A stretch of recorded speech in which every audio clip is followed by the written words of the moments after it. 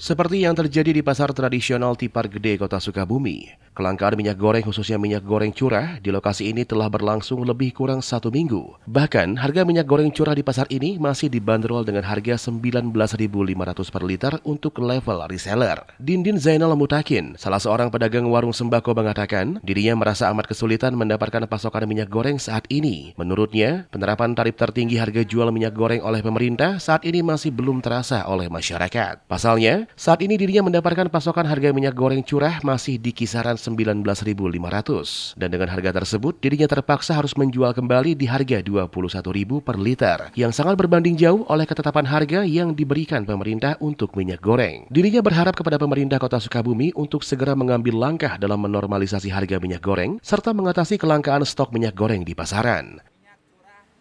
Minyak kemasan untuk harga jualnya itu sekarang itu bervariatif kan. Ada yang 38 sampai 35 Per berapa liter? per 2 liter.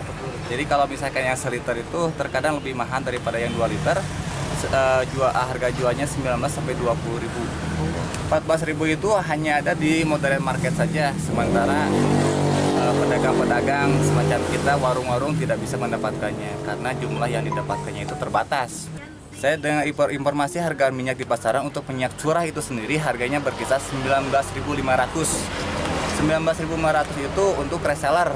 Reseller seperti kita yang belinya itu minimal 25 kilo.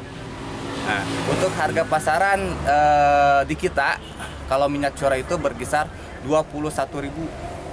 Sementara itu, Kabid Perdagangan Diskuminda Kota Sukabumi Widya Yuda mengatakan, terkait kelangkaan stok minyak goreng yang terjadi saat ini diakibatkan oleh adanya panik buying yang terjadi di masyarakat. Oleh sebab itu, dirinya menghimbau kepada masyarakat untuk tidak panik terhadap kelangkaan minyak goreng. Karena menurutnya, saat ini pemerintah pusat sudah mendorong para produsen minyak goreng untuk bisa mencukupi kebutuhan stok minyak goreng di pasaran.